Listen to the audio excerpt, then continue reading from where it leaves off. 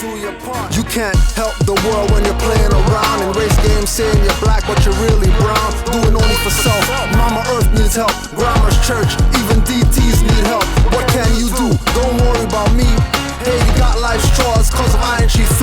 Been doing my part, building the mental arc for the Aquarian age before it start. Ask Prince Ali Bay and Sisters Aquino. He brought them to Toronto to wake up the sleepers. If you think not, you better go ask Dada Griff, who's giving to yo hip-hop chakras a lift. Bobby Hemmett came too, so did Boyd Graves. Respect and love you, though you died from AIDS. Just rent a library room, don't cry for space. Who's gonna help the world? We can't escape the space.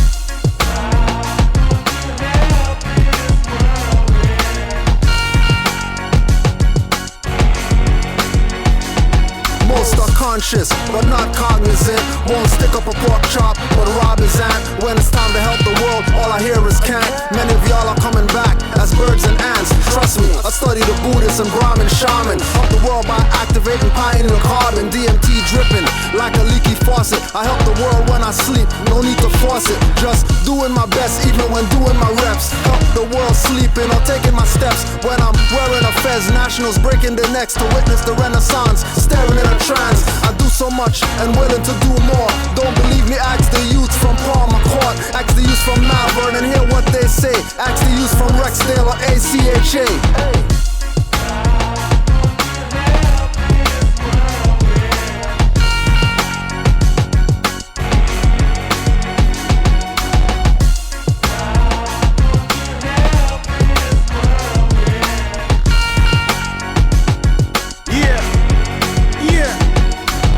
Hang time's worse than the Willie Lynch curse. Cause I'm not coming down till I finish this verse. Demons disperse till them bite curb. Eat dirt till my feet hurt. Ashes to ashes, soon return to the earth. Stand for better and redirect the worst. Drop some knowledge on a dime beat to quench your thirst. Thanks to sus, we've remained in the game with a torch high.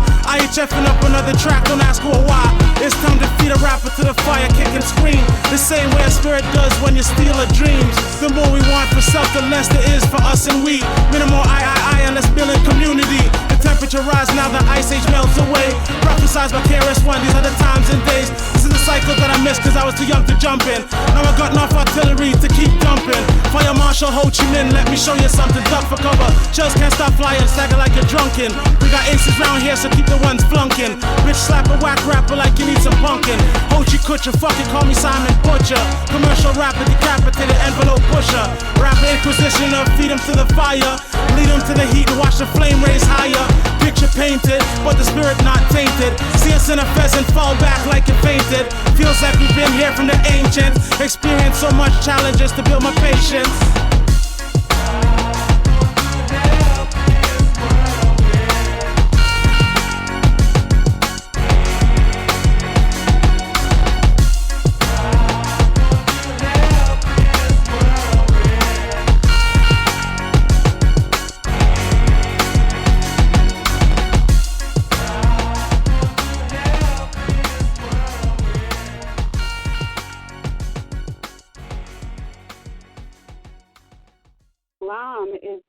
Islam. And welcome to Moor's Heritage and History School. This is your host, Anita Ill, along with my co-host, RVBey.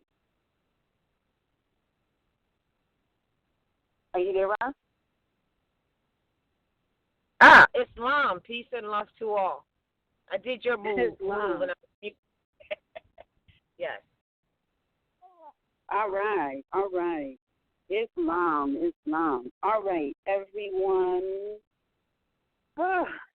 Tonight begins our first online broadcast. As you know, we are no longer at the National Theater because that building will be coming down. So we have moved the classes to the MHHS Eyes Wide Open, which is Moorish History School, blog talk radio platform. And tonight is the first class. And just so that you're aware, it's we're doing it through Blog Talk so that we can keep the classes going until we decide on a location. So make sure and stay tuned for when we announce our new location will be. So tonight's broadcast, or tonight's class rather, is entitled Cosmology 101, Let's Embrace Mother. Now, one of the reasons why it was named this, and we might keep it or we might change it, but right now it's Cosmology 101, Let's Embrace Mother. It's because cosmology is all about the mother, the planet, the sun's positions, the aspects, and to our heritage, we will find that we never made a move without first spinning that wheel to determine if today was a good day, if there were anything of any negative energies that may impede what we were attempting to do, and if so, we would change it to a more positive energy day. So what we have grown up believing cosmology is absolutely, and it involves a lot more than what we have been told. In fact, I know if you were in church, they advised you against it, that it was the devil's work, Satan and black magic and all this stuff, pagan stuff, and in action, which is ridiculous because there are many aspects, if not all aspects, of cosmology that is embodied in the church that is telling you to stay away from cosmology. So if you're confused about the word cosmology, it's also called astrology. And I think if you grew up like I did in this particular landmass, they call it your horoscope. So what we decided to do, since people are always asking for the great master RVBey, we decided to do this class, and every second Wednesday will be Cosmology 101, and you will get a portion of astrology in all of its details so that we can become very familiar with what cosmology is, and we can know for ourselves how we can daily, on a daily basis, spin that wheel so that we will be able to make decisions for ourselves today and as well as tomorrow. So without further ado, Raz, if you're ready, I'm going to turn it over to you. Islam, peace and love. I wanted, it's interesting, but first of all, I am not a master. I do not consider myself that at all. But you are. I just studied it, and I know what I know. I put out a couple of books in the base, like you said, 101. I'm the 101 kindergarten teacher. I'm not professing anything other than that.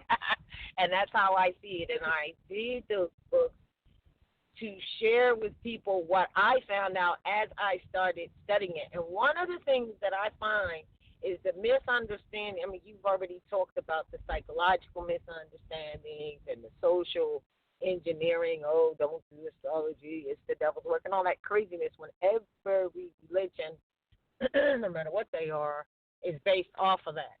We all know that by now.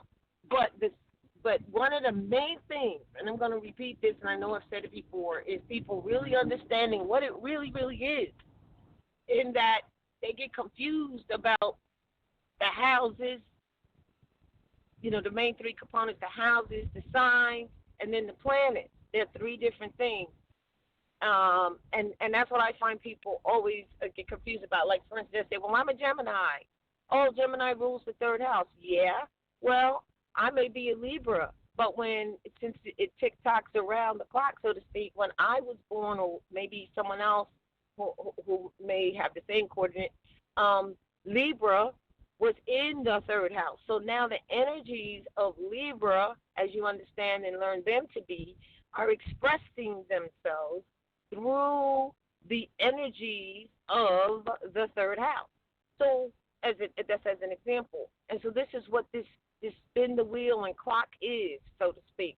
And so, because of the marketing of astrology, it's easier to just say, hey, what's your sign? And you're talking about where the sun was, Aries, Taurus, Gemini, Cancer, Leo, Virgo, Libra, Scorpio, Sagittarius, Capricorn, Aquarius, back to Pisces. And Pisces is the beginning and the end.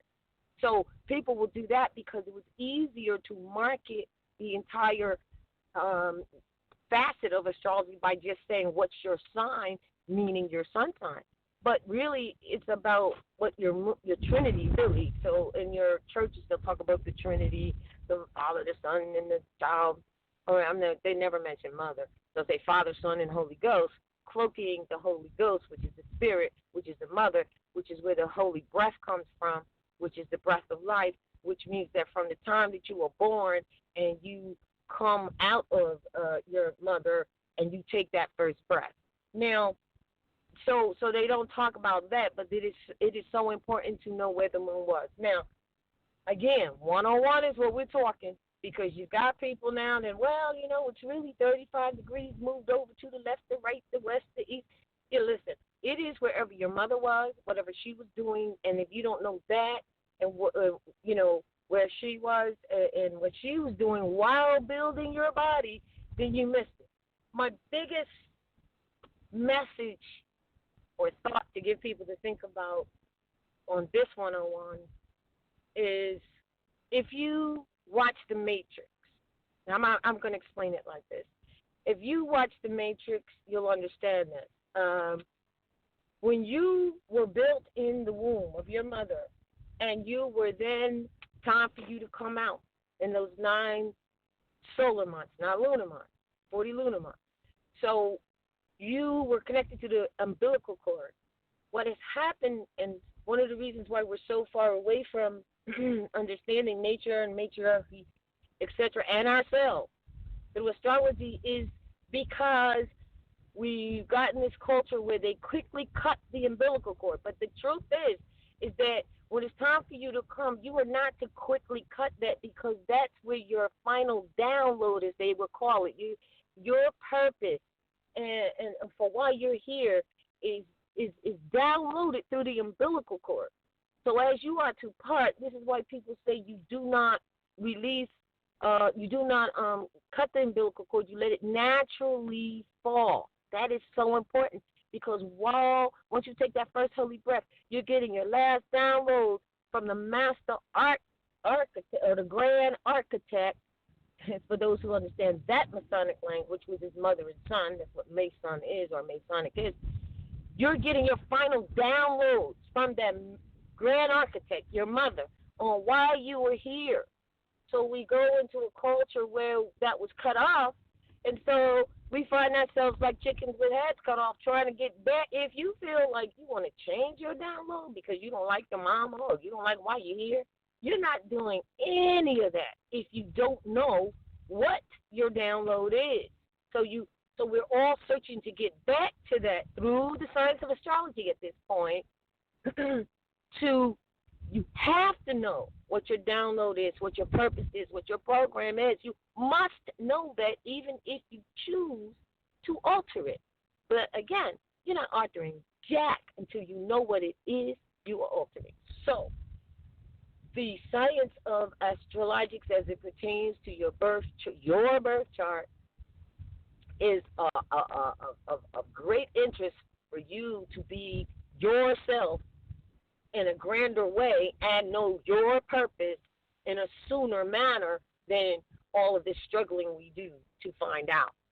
Because that's all we're really trying to do, is find out what is our download, so that we can then use that as our as what it is, our chart, our resume, as they call it today. What's your resume? What have you done? It's where have you come from?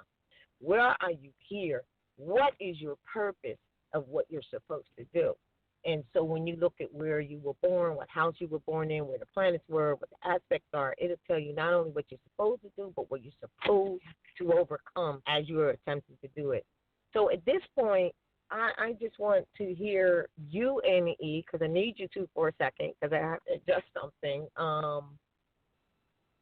And that's in reference to what you were saying earlier about we having moving our location. We haven't disclosed where that is as of yet, but all of these things are being worked on. So I want you to give me what you think, because I know we talked about it earlier, your basic of astrology, and then we can move on from there. So I'm going to go on mute for a second while you do that. How's that? All right. Great. All righty. I can do that. I believe it or not, I ran into astrology because I've always been a reader, and I ran into astrology in the mid to early '90s. And I'm always at the bookstore. I'm always buying books. So there was this book there, and it was really well done. And it caught my eye. So, and it was on sale. So those were the two factors. It was the book caught my eye, and it was on sale. So I bought the book, and I brought it home, and I started reading through it. And it resonated with me in a very positive way, to the point where I decided, well, I want to learn how to do this now.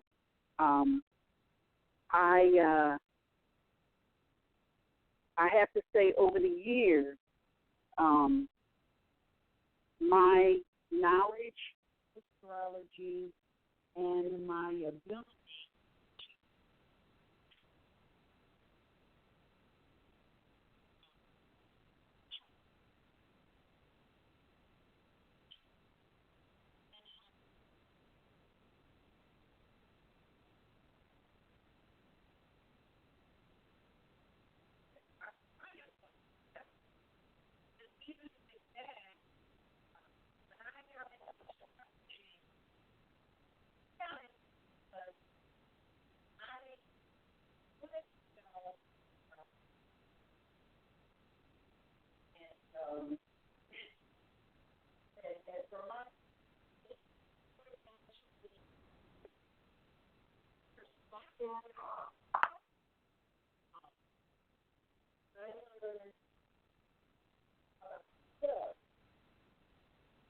from just the sun perspective. I had not heard about the Trinity, although I taught myself how to draw the circles, spin the wheel, and fill in the Uranus down, spin it, astrology signs.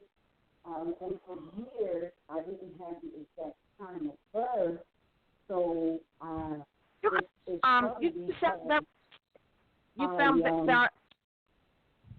you sound distant from Mike. Yes.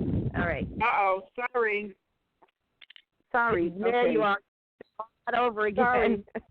My phone keeps doing that. The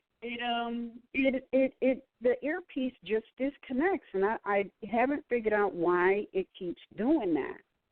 So I apologize. All right. Am I back? Yes, you are. Okay, great. All right. All right. So, now, let's see. Let me go back. I don't know how much. I was saying how I learned to spin the astrology wheel, and from this book that I purchased, and the main reason that I got into it was because I wanted to know about me. I wanted to know what my I wanted to know what my weaknesses were and how I could improve those. And so in astrology, it showed me that, and just basic, because in astrology it shows you basic characteristics of each astrological sign. So, but and to be, and what I learned is that these basic characteristics, they apply to everyone until they start working on themselves. So it's not going to change unless you work on self, and you'll stay in those basic characteristics. And I also learned that although a lot of people, they check the horoscope every day in the news, they're looking for they're looking at cosmology for reasons, such as fame and fortune. Who am I going to marry? Am I going to have a mate? And all of these things. And what I have discovered, just from my limited studies, and and applying it to myself, with it's Noble Drawley says man's business is about reflection. It's absolute cosmology. It's absolute reflection. Like, you can't even run from it. It's in your face.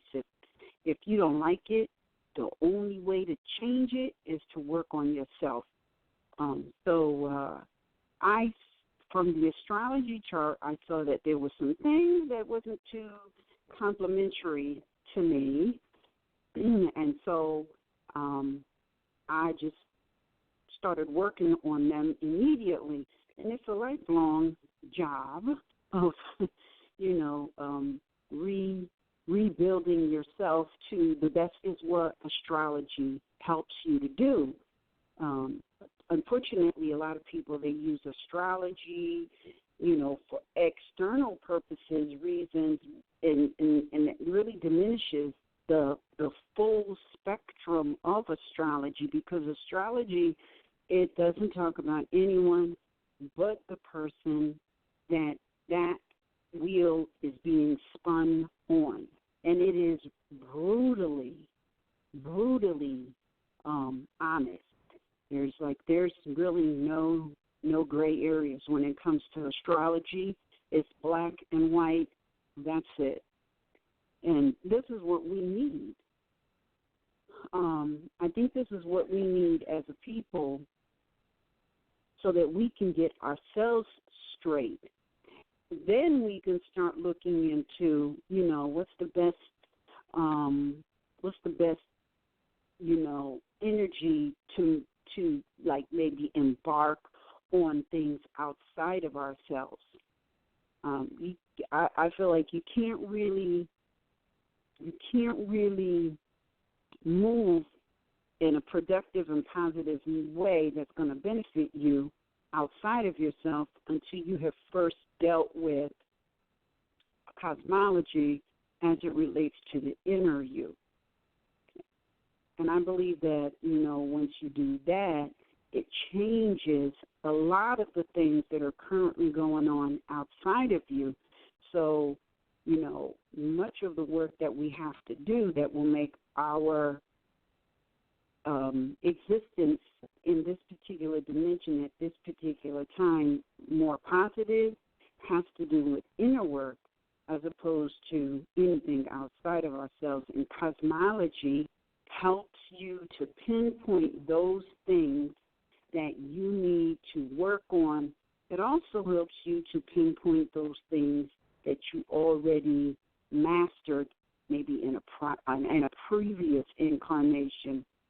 And in my opinion, cosmology is all about helping people to see their weaknesses and their strengths so that they can use those things to learn their lessons so that they can move forward in their spiritual growth. And that's the only reason That's it. There's no other reason. And I don't know if that's what you want me to talk about, but I can elaborate. Your understanding is fine. Your understanding is fine. And I wanted to say also that this is why those of us who have read the Circle 7 Holy Quran, divinely prepared by Prophet Muhammad Ali, the parents, or the mothers and fathers for the instructions for thy children, right? It says in there to bend, when you said, you looked at, you were older, of course, because this wasn't taught to us as our culture as it ought to be, and you looked at your chart and started working and seeing things, which is what it's about, reflection. You started seeing those things, and therefore started to make adjustments. Well, that's what chapter 23 is about. It says, bend thy inclinations, talking about the child. Bend thy inclinations that are good to better, and the ones that are bad, quote unquote bad. I'm sorry, that are good to better, and those that are bad to good. And that's based on looking and knowing, their chart from the door already, because the aspects that are in there, that deal with, the chart of the child, they're right there in the chart, so you can see what's good and you can see what's quote unquote bad, and then know how to bend them based on those aspects. If you want to know, like, there's another thing. People say, oh, you have a higher self and a lower self. Well, first, let's be clear that the chart itself and all the houses represent every facet of life for everyone. Everyone has a first house, a second house, a third house. There's those 12 houses. And each one of those houses represent a certain facet of life. So, excuse me.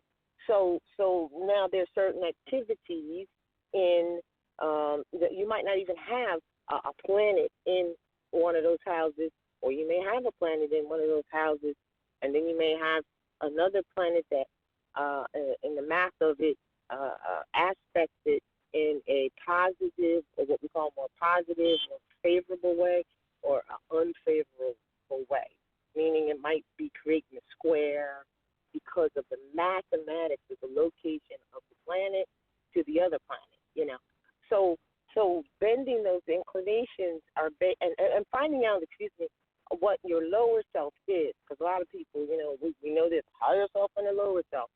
It means there are, lower self is just lower self activities, you know what I mean, and higher self activities, and it is described in the 101s, for instance. It tells you what the higher self and lower self is.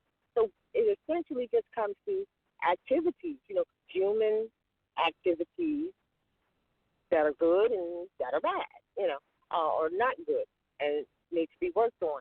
So to find out your lower self, if you will, it is to simply find out what, and then let's say they're making a square or they're making a sextile, which is a sextile, for instance, is positive or in harmony, or if they're making a square or an opposition, then you look at it and say, well, what house is that in that is affecting me? What facet of life is that aspect in? And then you can actually pinpoint in what areas of life you will have that reflection on. And that's how you determine just 101, elementarily, your lower self and higher self aspect. And start from there, because it's all about reflection, because the energies are reflecting off of each other. And then there's a cause and there's an effect. So, we want to get into also how the health is managed in cause and effect based on your chart. And I'll tell you, that's a simplistic form. Now, you can get more involved, etc., fine, but you first must have the fundamentals. You realize that each sign sort of controls or governs a certain body part. That's it. So you look at that and you know that, what your body part is, because even if you're, like, for instance, Libra's, it's the kidney, which really, when you look at it symbolically, it looks like a scale. You know what I'm saying? And it's right in the mid part of the body, balancing the higher self with the lower self, or the upper self with the lower self. And so you know then that body part is your strongest body part, but it is also your weakest, because your greatest attributes or whatever like that are also your weakest. They're your greatest and your weakest, depending on how you balance out the energy. So this is just the fundamental, as I said, because you can actually do your chart and do what is called people do it all the time, medical astrology, and that's how you find that out. So that's how you find out what it is for you. But I also bring it back to the prophet's study, because that's what he's telling you in chapter 23. Now, where does he start to tell you that and start reflecting on the lead? It's around verse 8, where it says, teach him modest. I don't have it in front of me. I don't know if you do, but it's in chapter 23. It'll say, teach him. That one's for Aries. It's number 8. If you have it in front of you, you can read it. And I know not the second one would be Taurus. To teach him modesty, and he shall not be ashamed. Teach him charity, shall benefit, stuff like that. It starts at 8 and ends right there. It starts with Aries and in there, and that's the instructions for you, so that you don't have to be a grown up, as you said, and you just figuring out now how to navigate this, or how to find out what my higher self and lower self is. If we know this and we use it as part of our culture and daily practices from the time our child was born, even before the child was born, because back in earlier times, and people will probably do it today, they actually conceive and know exactly, what you may have, or that someone may have, if they call it the accident. But right.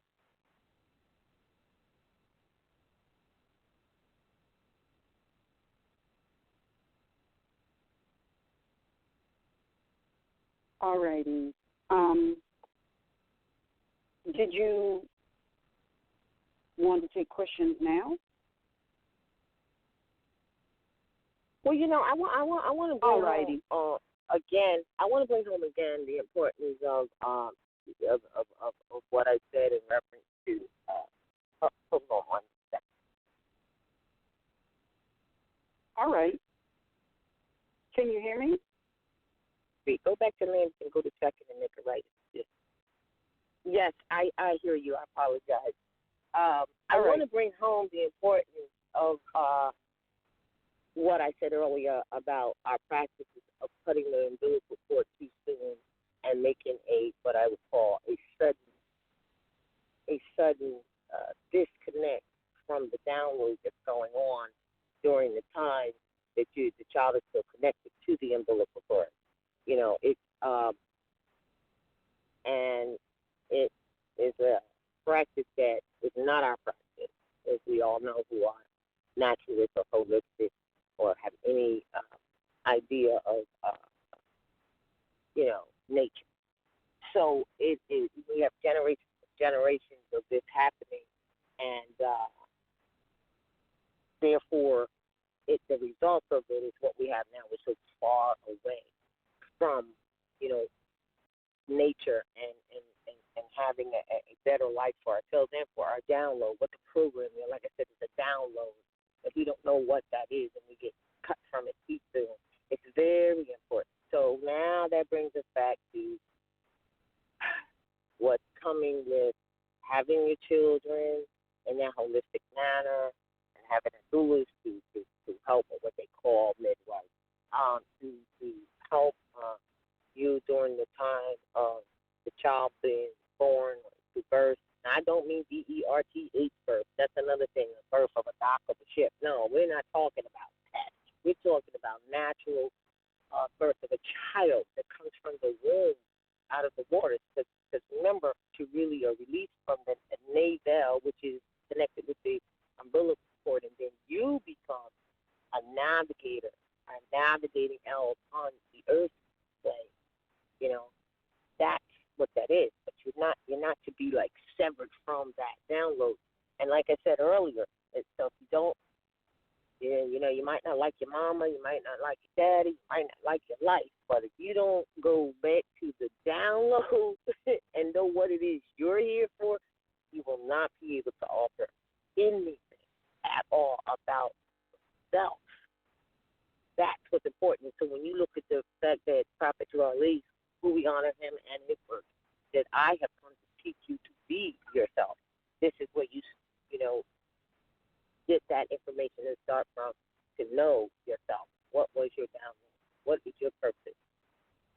You know, we were just reading out of Khalil Gibran. There's a book called The Prophet. The book is called The Prophet by Khalil Gibran. And if you have that book, you look on the section about work.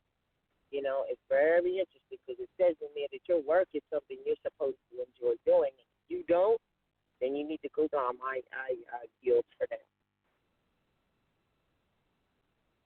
And of course, when they say go to the temple, that wasn't the MSTA temple, but it could be if that one is working, because you know the word temple comes from you know, it doesn't come from the starting of an MSTA or any other type of temple you may have, because you know the true temple are temples on either side of your head that they call temples, where your brain sits and where man thinketh and doeth what he thinks. All righty. Now, can you just explain? Because I know when I first got into this information, and we might have some people who are listening for the first time. How many astrological signs there are, and how many planets? Go ahead. All right. Yes. Well, we deal with the clock of 12, 12 houses. And if you would look at the three components, you have 12 houses, and they represent 12 facets of life. Then you have 12 astrology signs that are the rulers of that particular house. Then you have the planet. There's 10 of the planets. Now, of course, there's more planetary bodies. Then you have the 10 planets that, like we're saying, this pushes more planetary bodies in the universe. So we're just talking about this particular solar system, all right? You know, remember, stations of the sun, you know, let that be your guide. That's what we're talking about. We're not trying to go, again, elementary, not trying to go out further yet until you know where you're coming from or what's going on here. You know, a lot of people say, oh, I want to go to another planet. You're not going to be able to know how to get there or what to do there if you can't navigate on the one that you are assigned to right now. So you know, right, circle 7 or cycle 7. But first is to understand there are 12 houses and there's 12 rulers of the houses. Those are the astrology signs. There are 10 governing planets, all right? 10 governing planets. And when you look at that and you look at the law of this list, it says it has 7 articles and 10 Bill of Rights, correct? Now, I just want to make this inference. We're talking the divinity of it, and we're talking the divinity of the divine law, because they say divine law governs all events. It does, because the energies that are emitted from those planets onto here govern what happens here. We all know this. The simplistic one is when we talk about the moon. And the moon, when it is full, rises, it's so strong that it rises the waters on the Earth itself. So anyone says, oh, well, no, it doesn't really affect it. No, you're totally out of order, incorrect in that respect. Now, the other planets, you might not see those energies or those waves of energy at all, but it doesn't mean it's not working. So you deal with the you might ask, well, if there's 10 planets, why are you talking 7? Now let's talk about that, because the 7 most influential planets are the ones that is based on why there's 7 and then 10. 3 outer planets or planetary bodies being Uranus, Neptune, and Pluto. Excuse me. Let me put it in order further away. Pluto, Neptune, and Uranus. So when you look at emit or emitting of energies, and you reverse that word, you're talking time. There really is no time. It's all about cycles. So when you look at the 3 outer planets and you do any studies, they might call them all, they might give them all kinds of different names, but those were the 3, excuse me, the 3 triune, 3, right, that stood before and breathed out the 7. People read that but may not understand what they're talking about. Now, these 7 most influential planets, whether you know about it, believe about it or not, they are the ones that are the obstacles and creating these aspects, if you will, and those are the obstacles, if you will, that you have to learn how to navigate through, because those are the ones that are the most that are affecting you in your chart mostly. Now, the reason I say that is that Pluto is a generational planet. In other words, its cycle is 28 to 30 years, depending, how you want to calculate whether how you're looking at it, but 28 to 30 years, because it represents generational. And Uranus is 7 years on its cycle. And so guess what? You want to know when your child's teeth are going to come in, and when they turn 7, and then when they turn 14, another 7 years, your skeletal body changes to that adolescent. It is all in tune with those cycles of that planet. If you want to know and understand who the generation is and what they are about, because remember, we've come here with a plan. We've come here with a download already. All right? So we're talking Pluto, which is a generational planet, and find out what that's in, and the whole generation is going to have that as a part of who they are, which is the commonality of that particular generation. Like, for instance, when Pluto was in Libra, that's when, because again, it's been in Libra many times, but we're talking over time or over emission of cycles. That's when, and look and see if Pluto was in Libra when you were born, as an example. That's when the whole unconventional marriage thing came up. People started, pulling away and doing what they called shacking up during that time. That's what it was called back then, and not wanting to, go and get married, but just, being together without those threads. When Pluto was in Scorpio, right, that's the other generation, that's when a lot of health consciousness came about. Everybody was really more about health and repair and resurrecting, sicknesses and things like that. So you have to really respect these energies, because it's giving you, the tone, if you will, of the time.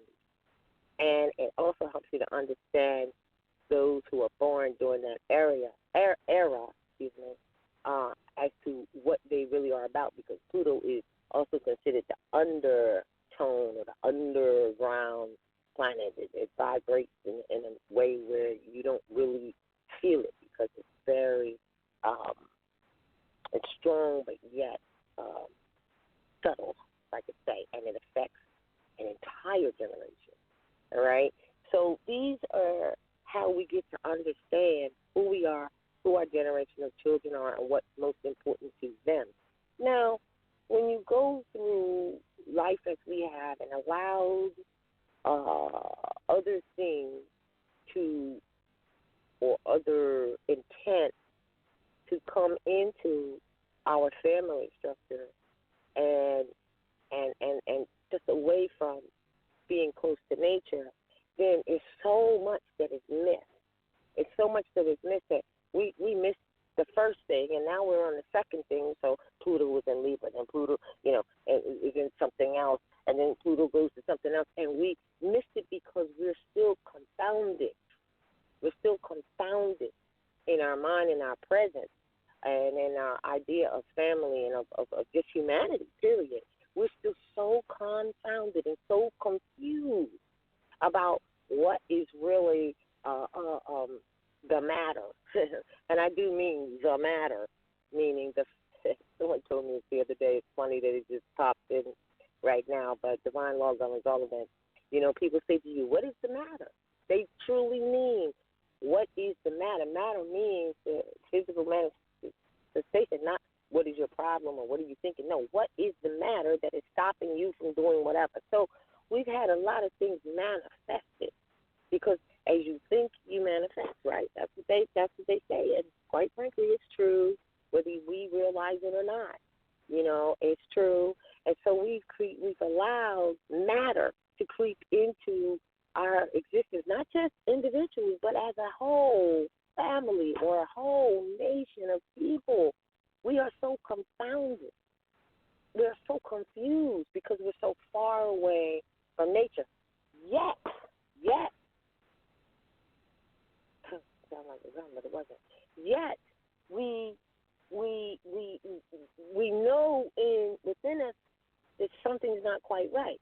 But again, we're so confounded, therefore crossed up and confused that we can't even begin to figure out what is going on. And then when we do, it's on an individual basis, and someone might try to explain it to you on a holistic basis, and you think that they're just talking crazy because you don't get what is being done or what is being said, or we're still confounded with another, like we're confounded with another person,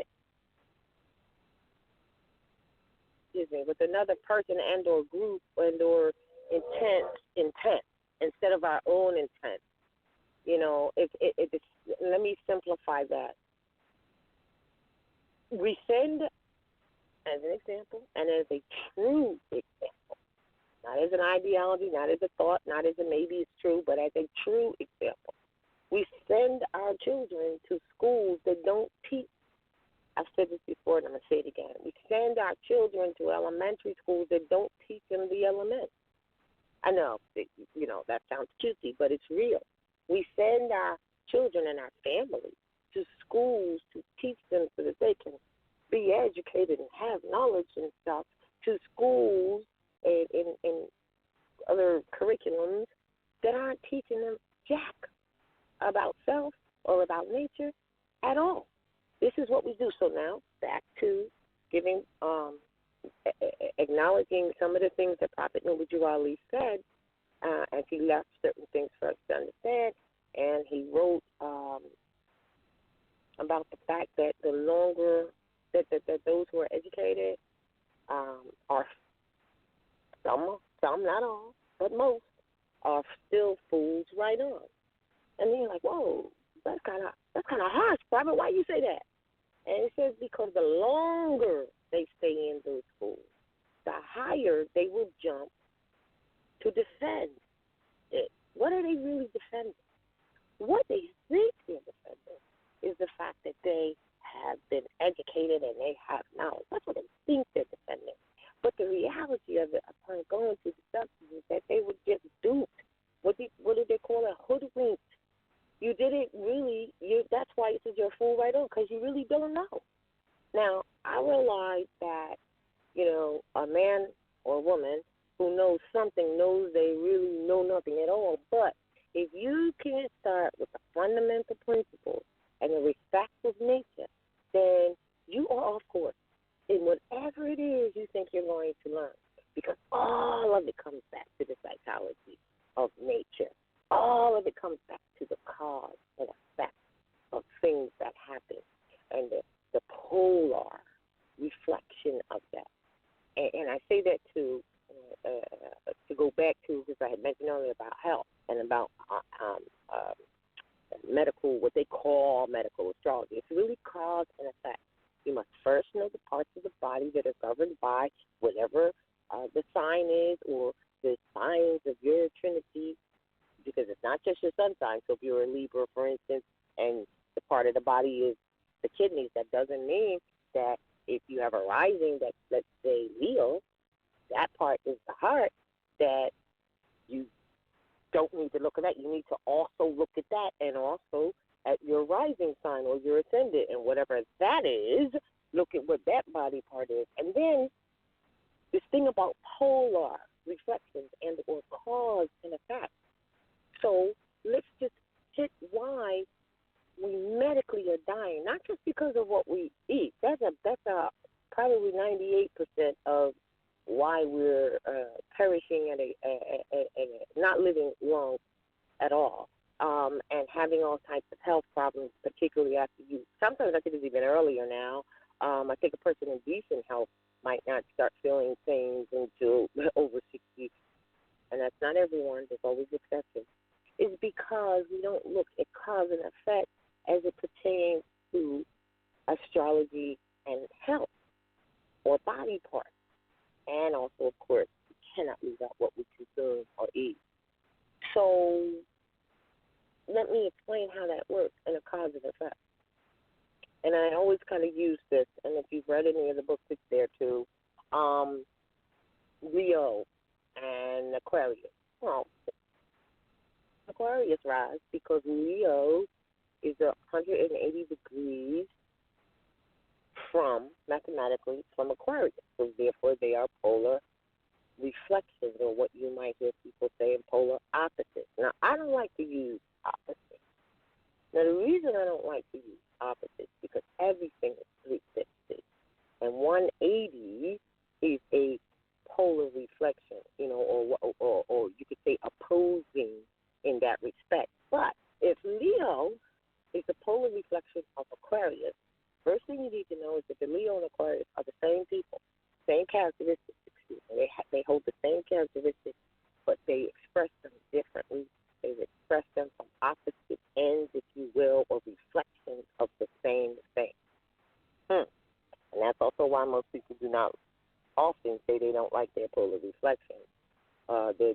Their opposite, quote-unquote, polar reflection of what they call opposite signs, because they're looking at themselves reflected back. And that's why most people don't like, I don't never like, whatever your polar is. Now, I never really was attracted to that, but that polar reflection, but that is your best mate, quite frankly, because you're the same. You're just expressing it in two different ways, and if you were to balance, Peru, balance, and meet in the middle, you are the perfect mate. Perfect. Leo, as an example, is heart. Aquarius, as an example, are ankle or lower calf. Now, you know for a fact that when anyone has heart problems, their ankles swell because it's dealing with circulation, because the heart pumps. You know this. So if you go to the doctor, quote unquote, and he's looking at your swollen ankles and giving you something to take the swelling down, but not, which is the effect, not the cause. The cause is the heart. So they don't operate from polar reflections. They don't operate from that cause and effect. But now, what I'm saying about cause and effect medically or in the body part also works in general in life, because everything is cause and effect. And this is why you had that little saying, oh, well, what side of the pole are you on? That's a cliche statement, but it's very real. What side of the reflection of what just happened are you on? Because that is where you get one person sees it one way and another person sees it another way. because it depends on what angle they're looking at it from. I say that when we, and this has been my experience as well, when we really understand that, we will stop being so down on other people who may or may not do things or be like we are. I learned that.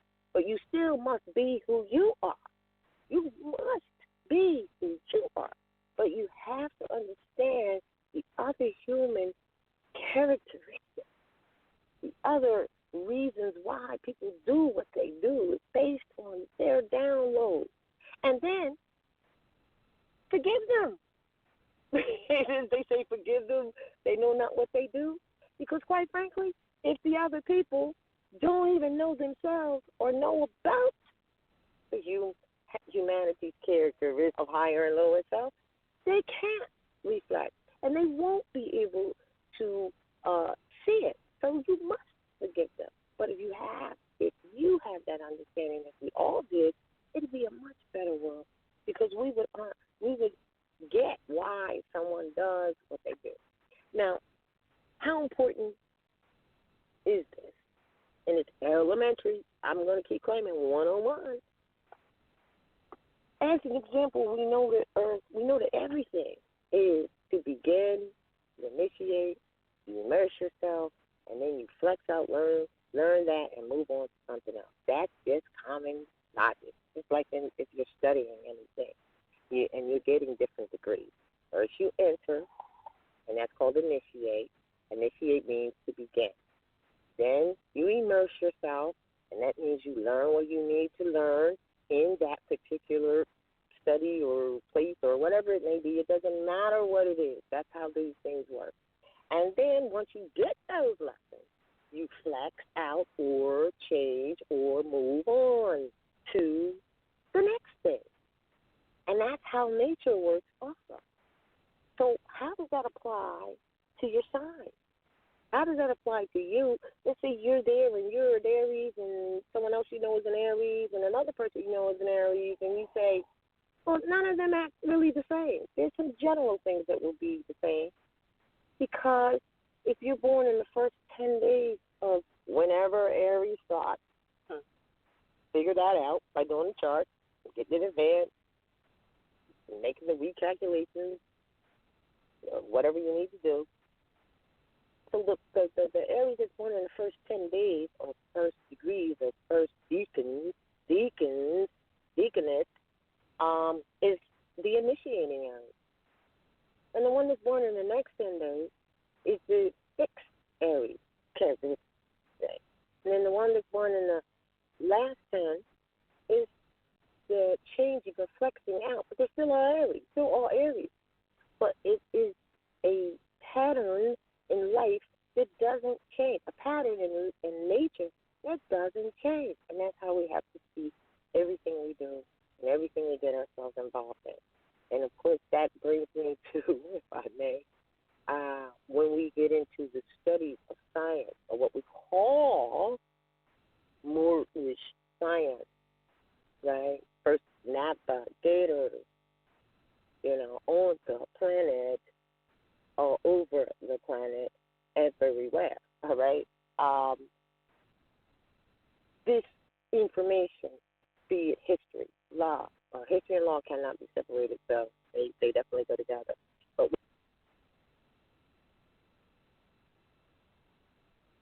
I'm sorry, whatever it may be about, whatever the topic may be about, you have to begin. You are an initiate. You are a beginner. You enter into the study. Then you immerse yourself in it and become stable or fixed, as we would call it. And then you move on to the next level. So you hear people say, man must learn in degrees. And I brought that up just as an intro here because many of us the information, the prophet said you have a illustrious history. It's that. It is. We've been mistaught, I don't want to say educated, but then again I could, because education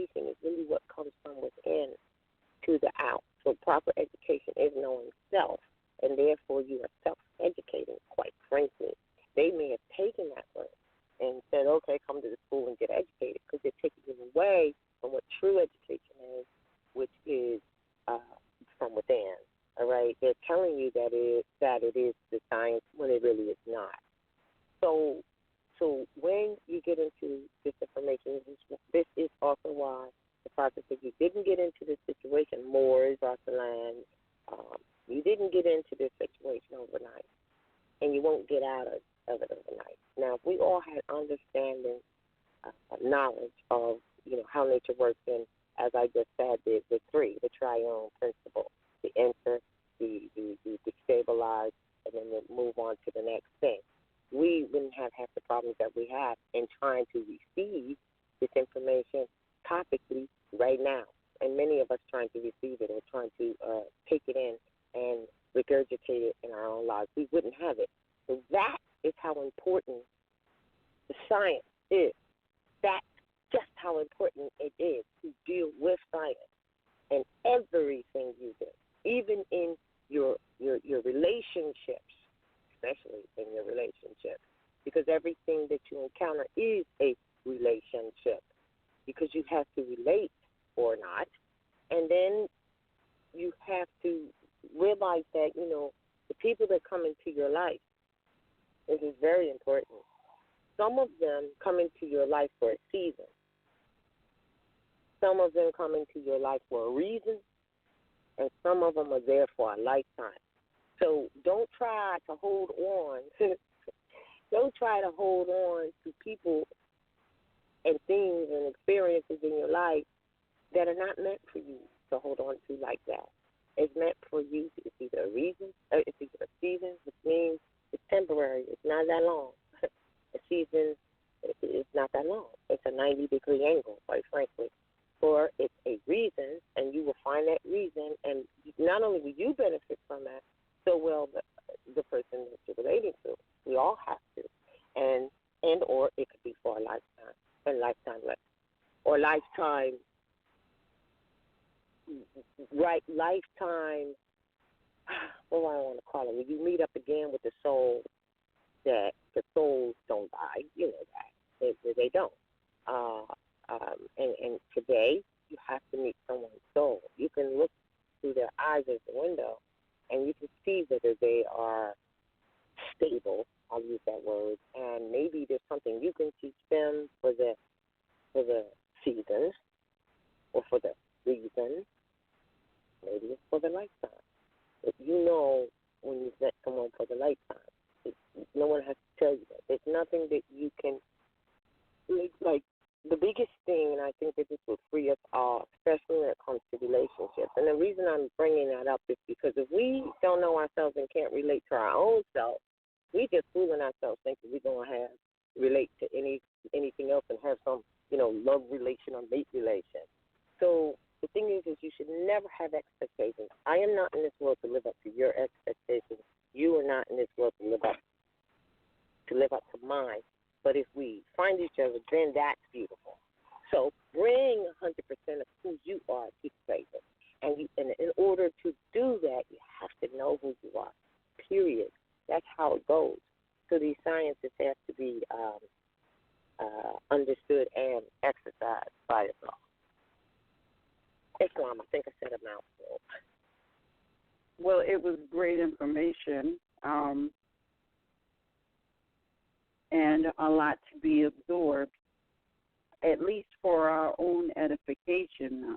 Like I said, in my opinion, this astrology is for the self. It's not for us to try and figure out, let me see, who I'm going to be with, and am I going to be rich, or I'm going to have things. I think that is a very primitive approach to cosmology, because it is it's so very detailed, and it will show you whether you like it or not, and that's what it's there for. I forgot to mention one other thing, because we talk about you talked about how many planets and how many houses, etc. Like I said, there's 7 and 10, and then there's 12. houses. So this is where these people adopt, where they adopt what they call the 12 steps.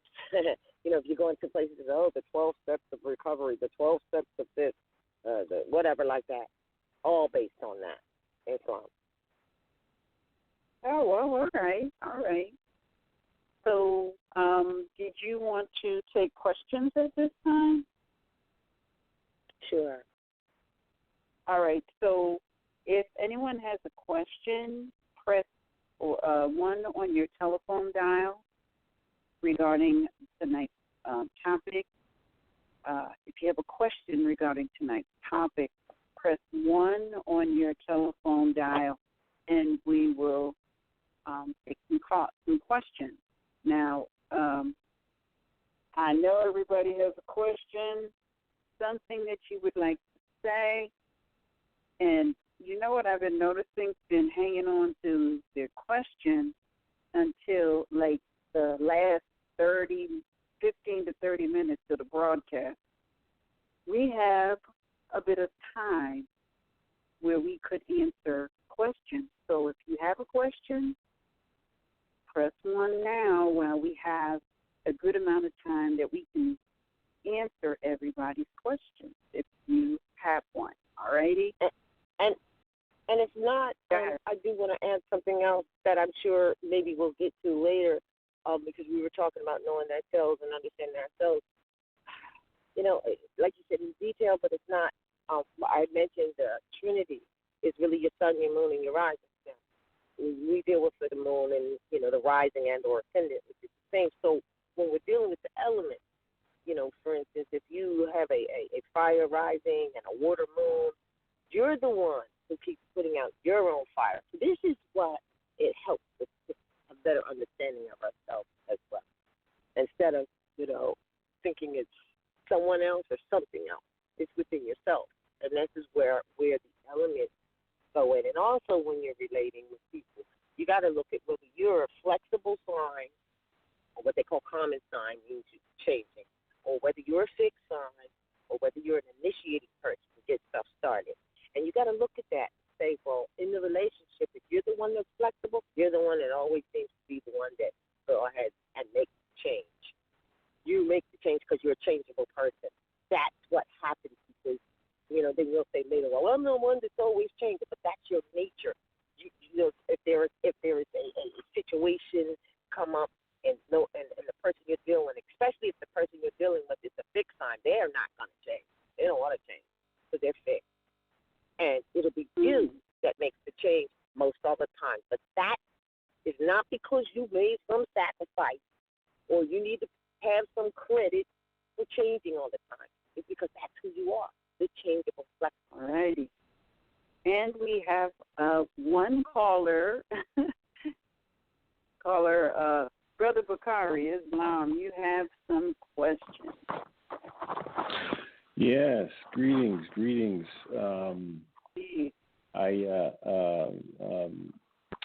have a question, and I wanted to know.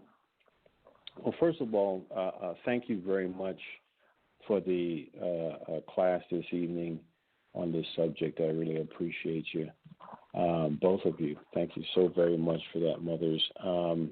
My question is this. If you are, let's say you're in a situation where you are considering working with another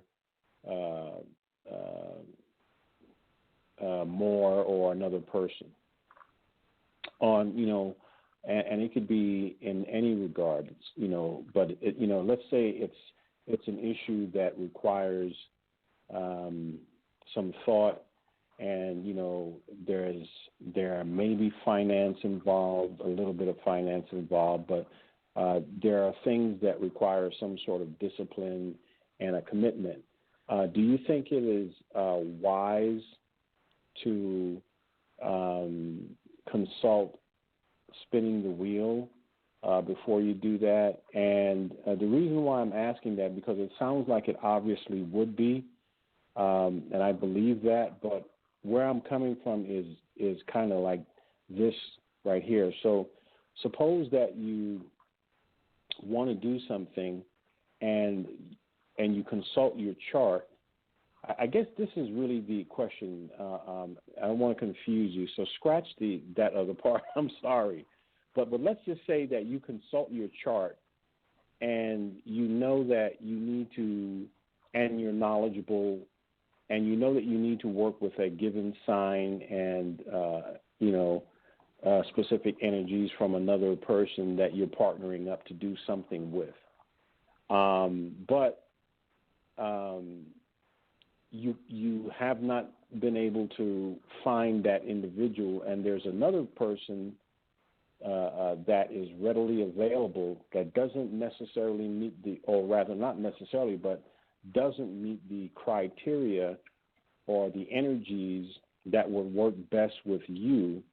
What should you do at that point?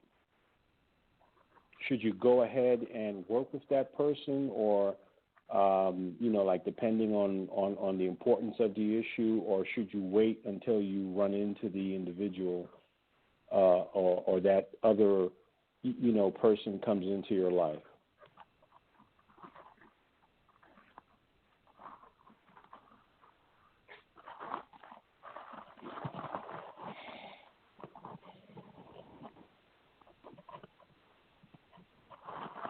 Hello?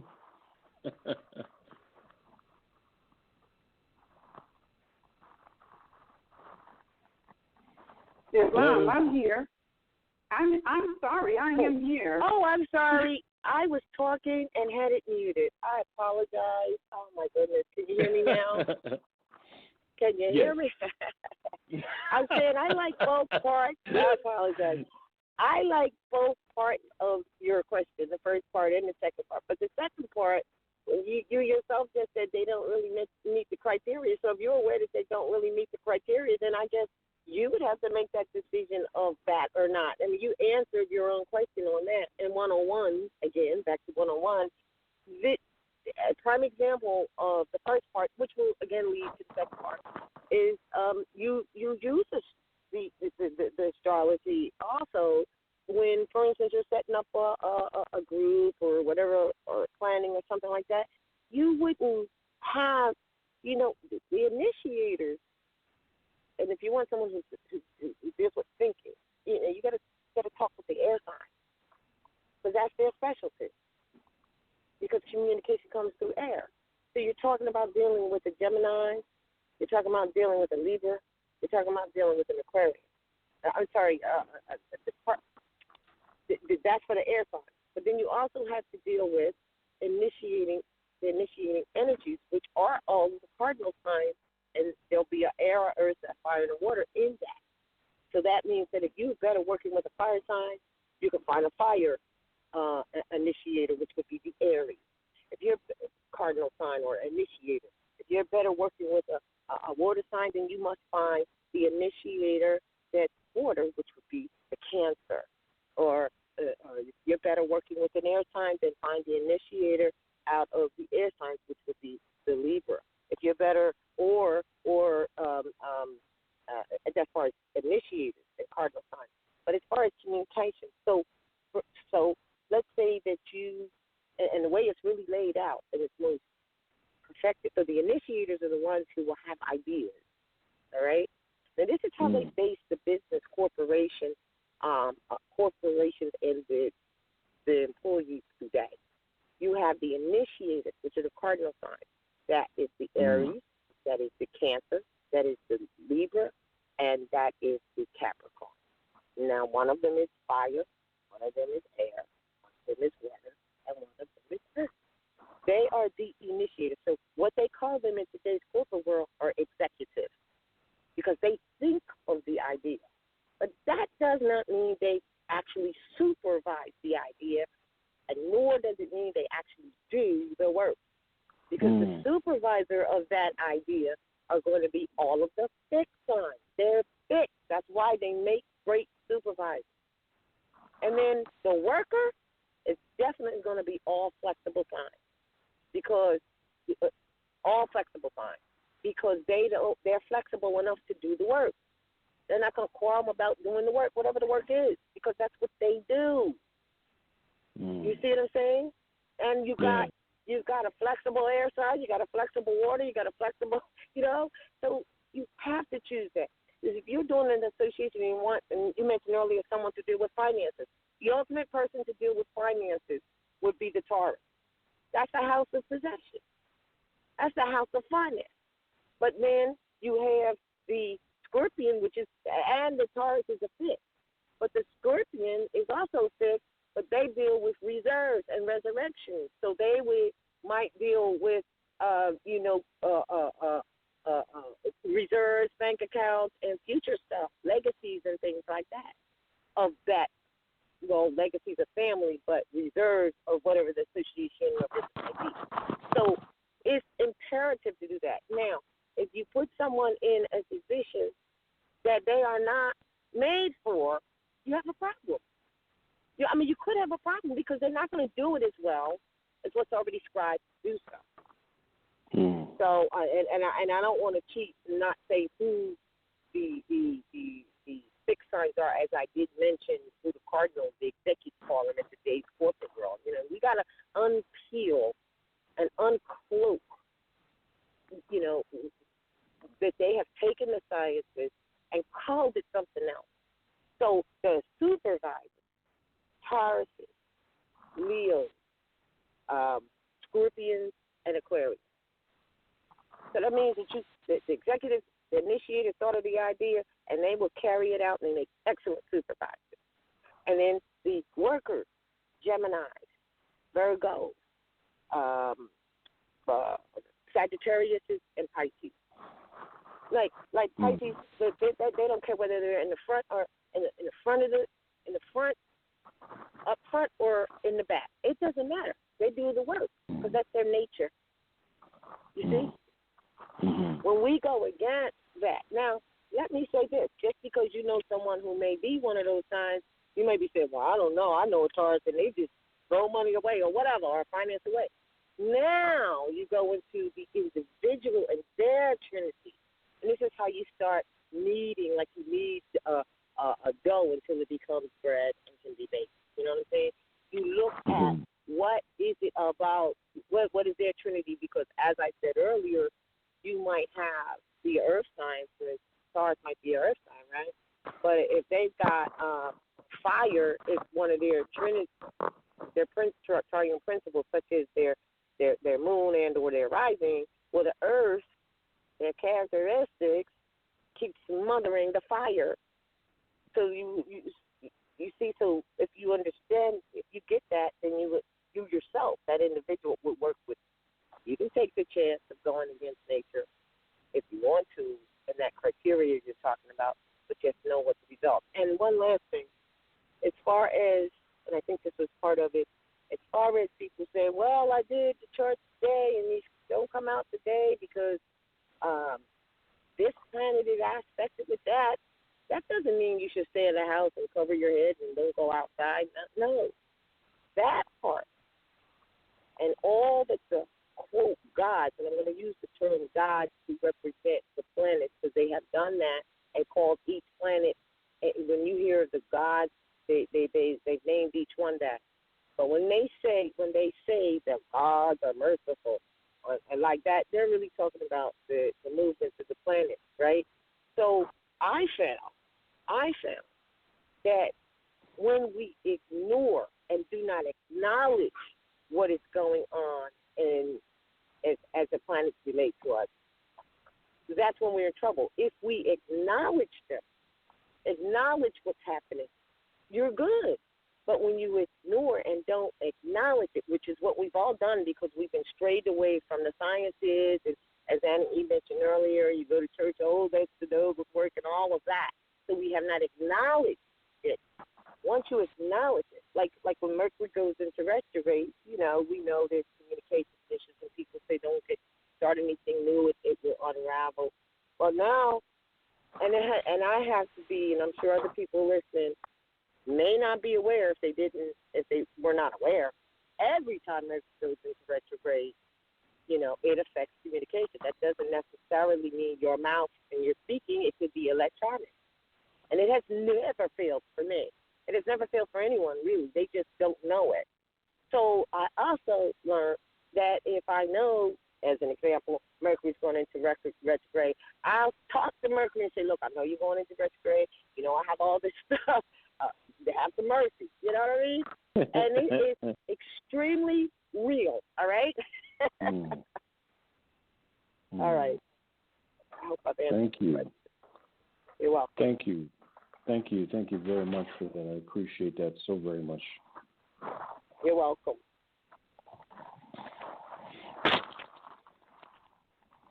And another thing, if I can add before you do the next caller about the God the Merciful, when you really get into the studies, and if you are actually watching how the planets move, you'll notice that when certain planets do not give you a warning when they're getting ready to move into the next house or the next sign, and let's say be there for 2 years or 3 or whatever their journey is, just, you know, whatever, like divided by 12, however long it takes for them to do a cycle. So if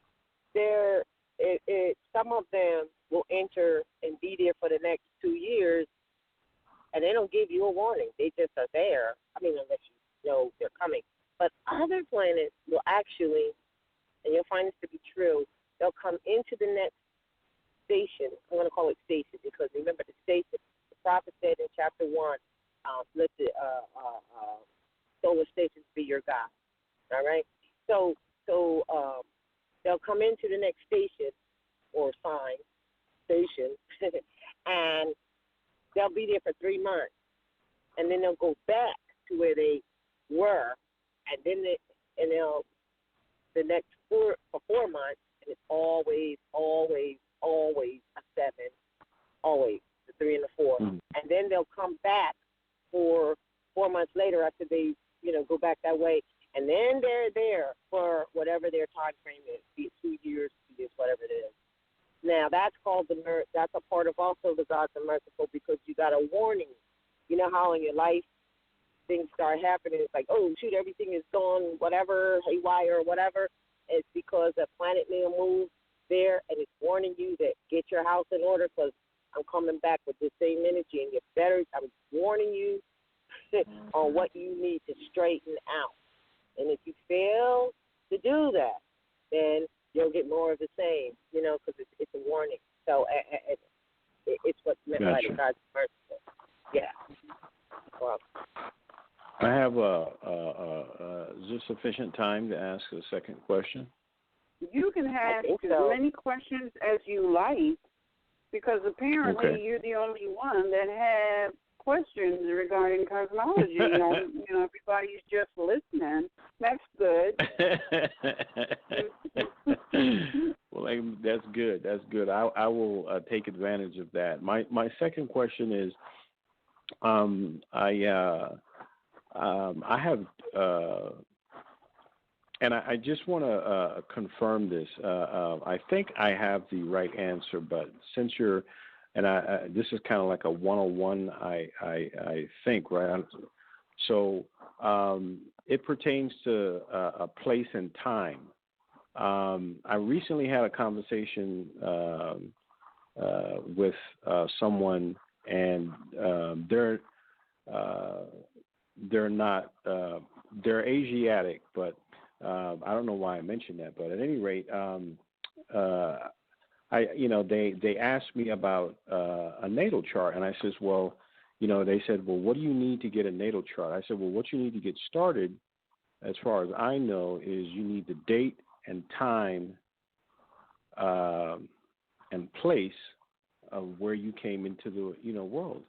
And so the person said, well, I don't think that I really need the exact time. And I said, well, I think that you do, because that pertains to the planetary bodies or constellations that were in a specific alignment when you came into the world. And am I correct in that? All right. Yeah, that's a good question to put on the table. The reason of time is absolutely necessary And you can find out where the sun was. You can find out where the moon was through any ephemeris. But the reality is, this is wheels within wheels, and each, just watch the day. So let's say you were born on today. What's the date? April. Oh, sorry. Oh, my goodness. October 10th. And someone else was born on October the 10th. And the planets are moving all the time, but can't put your house in order unless you know what was rising or on the horizon, or what they call the ascendant at the time born. Every 2 hours, what's on the ascendant changes. And that means that how a person presents themselves is affected by that. So you can both be Aries, but you're going to present yourself in a different manner depending on what was on the horizon, because every 2 hours it does change. So it is most important. You can't really do a chart or begin, even on the 101, to do a chart to know what your trinity is, which is sun, moon, and rising, without that knowledge. Okay. Excellent. And the third and final question, at least the final question. Before you ask the third question, and let me tell you why that's important. Because you may know what your moon is, you may know what your sun is, but you don't know how you present yourself.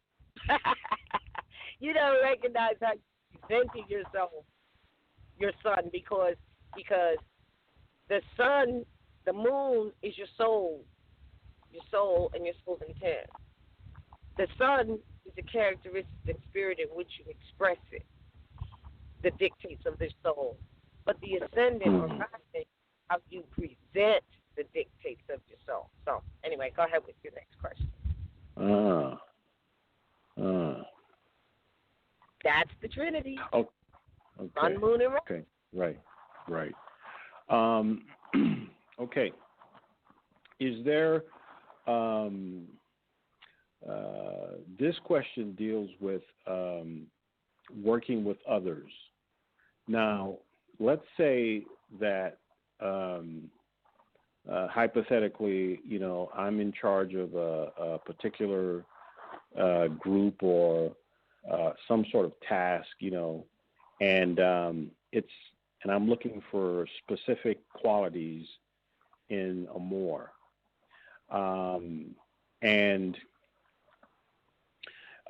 Is it possible to determine, let's say someone comes in and they really want to do a specific thing and they try to hide their true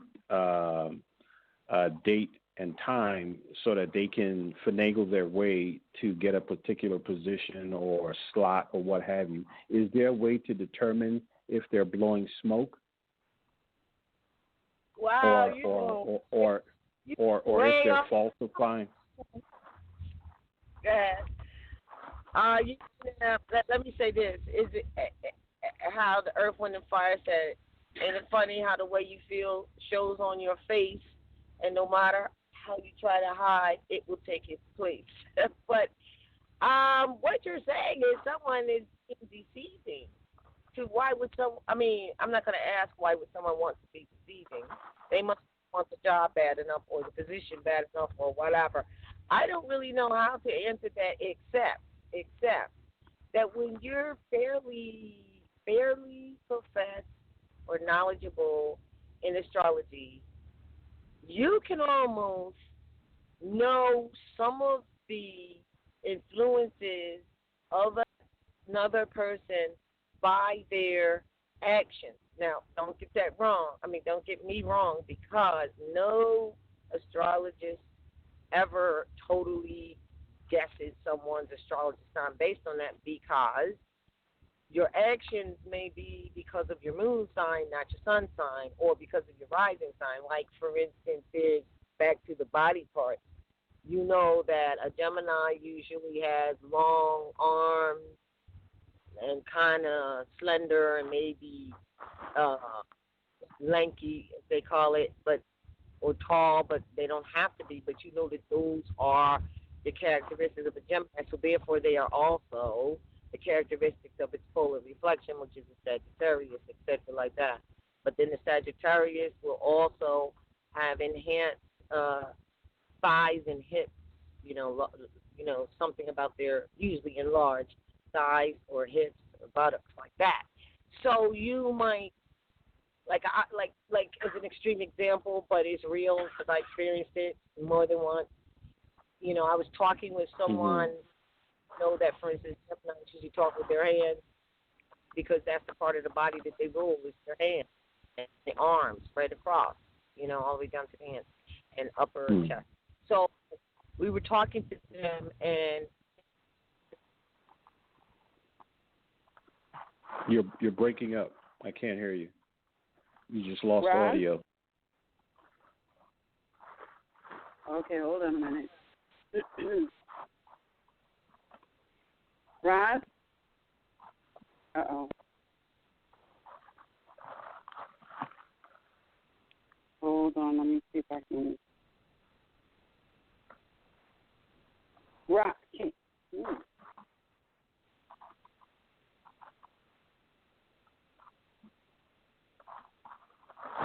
are you there? Oh, boy. Hold on a minute.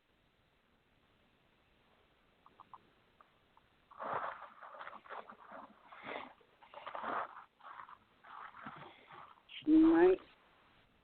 Oh, she's. She must have. Okay. She must have. Here we go. Are you there? Yeah, I am. I'm going to pick up when I apologize. Can you hear me all right? Yes, we can Okay, hear yeah, you I can fine. hear. All right. So as an example, and so to myself, I said, this person must be a Gemini. They had to speak within their head. I thought they were going to show something or something they had to get what they had in their arm out of their arm, only to talk. And so I asked them, and guess what? They were a Gemini. But that's not always the case. You see, so if you kind of know what the signs are, you can get it, but you're not going to necessarily, I'll tell you what you're not going to necessarily be able to get, and that's that moon, because that's a person's soul. And you don't get it. You know how they say the moon is cloaked in the darkness? Well, it's in your body. It's your soul. They say that indicates your soul sign, or your moon sign indicates your soul. So people don't get to know that part of you unless they get to know you. Now, if someone wants to, like, I'm trying to think of a scenario where someone would do what you're saying. I don't know. I'm trying to figure out one. Okay, I think I once heard that, and I think I heard you say it a while. You kind of reminded me. I think I remember, or maybe it was you or someone. I think it was you. Is it true that the moon because you just hit on something? Is it true that the moon kind of rules over like the emotional responses that someone would have or something like that? Is that true? Well, the moon sign is your soul. So your moon represents the dictates and desires of your soul. Okay, and got you. God, and I mean, that's you. That's the true you. That's you. That's why the prophet follows the dictate of your soul. Because that's the real deal. That's the real you. Now, the thing is because we manifest in this flesh, we've got the body that soul is that can literally can murder the soul. And we know why, by the things we do to the body, by the things we eat. But the spirit is what animates the soul. It animates. So you have to have, people say, oh, get with the spirit, or you're very spiritual, or, you got a high spirit, a good spirit. Because it's the things of the body can kill the soul, but the spirit animates it. So it's all about your soul. That's what it's all about. And if you're not following if you're not following the dictate desires of your soul, then maybe it's the body that's killing your soul because of what you're eating, doing to it, or whatever, or because of put it on another level, or because of the physical desires that you have, or the possessions that you want, or maybe it's the spirit. You have bad spirits, or some. How people say, well, I don't know. I think somebody put a hex on you, or crazy stuff like that. Your spirit is diminished. That's why you're supposed to stay in high spirits, because the spirit animates that soul you have. So it's about the soul. But no one sees the soul unless they know how to look through the windows and with your eyes. And then what happens there? Now we go right back to what I said before. Whatever's going on in your body reflects in your eyes. You know how people who are really sick, their eyes are yellow, their eyes are red, their eyes are messed up or whatever? And I'm glad you brought this up because it brings me to the science called iridology. Now, some of you listening may have heard of iridology, and some of you may have not. Some of you may have actually went and had an iridologist look through your eyes and tell you what's wrong with you by looking through your eyes. But what you didn't know is that, or you may not have known, is that is astrology. That's astrologics right there. Because how it actually works is when they look in your eye, and there's a spot, let's say around 6 o'clock, as we relate to your eye as being a circle, they will tell you, oh, something's up with your kidney. And then it's a reflection, because if they're looking in the right eye, it's going to be the left kidney. You see what I'm saying? And I'm just giving this as an example. Yes. So again, the spirit animates. It's all about the soul, following the dictates of your soul. I'm laughing because even in the most despair times, it makes me laugh. If you could reach down into your own soul, and as the prophet said, follow the dictates of it, you will be able to change the animation of any spirit, and you will also be able to lift the physical matter that is what's the matter, which the body is the matter, and the body can kill the soul. Spirit animates it. So with that being said, yeah, it's about Thank you. You're welcome. Thank you very much. I really appreciate that, and I hope I didn't extend beyond the 101 because I've been thinking about these for a while now, and I hope I didn't go beyond the scope of the 101. And if I did, I'm okay. No, you did not. No, you did not. I just try to keep myself there because I understand the principles and fundamentals are everything. And I also know people try, they should go beyond it in their studies because you learn by degrees. And, they might want to come and pontificate and this and that and that. But you have to be able to get to that degree, and you will not get it if your foundation is not elementary first. So it's all good. Gotcha. Thank you. Thank you for your question. Salam. Well, Islam, thank you. We got a couple more callers, so let's pick our next caller. Caller 804-921, you are on the air. Islam, can you hear me? Yes, we can. Yeah, I've heard a good show, good topic. My question is about the natal chart. I've always wanted to get one, but I don't know how to go about doing so.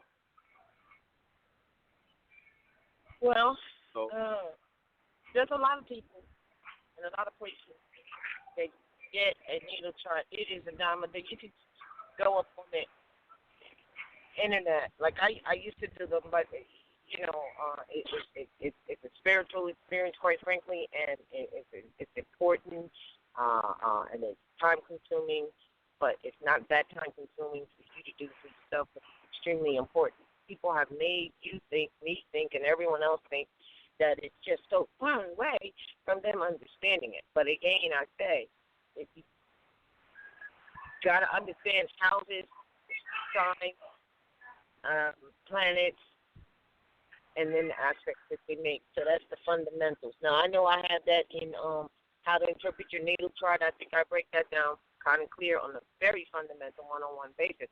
But as far as getting a chart, you can punch your time in. I mean, your date in and a time, and almost any.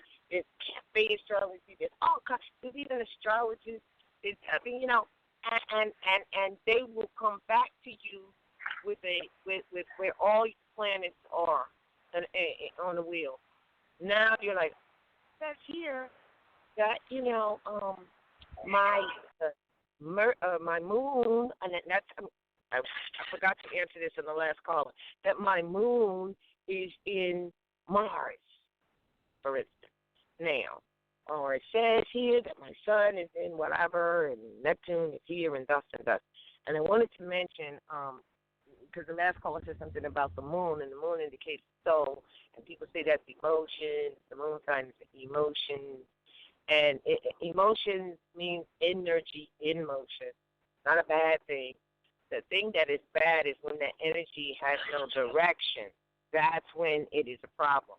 When there's no, it can become destructive, and then people say, oh, you're emotional because your energy emotion has no direction or purpose or whatever.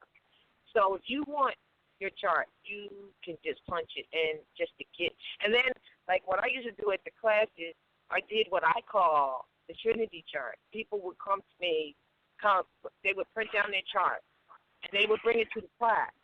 And then I would just read what I see topically. I didn't get, only based on what I know now, I would read what I see topically and give them a quick reading.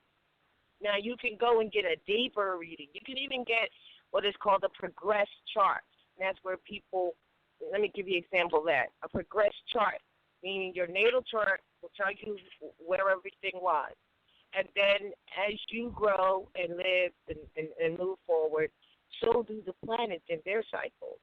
So I always give this extreme example, but it's a true example, but it makes the point. I had someone I knew that had 3 planets in the 7th house. Now, the 7th house is how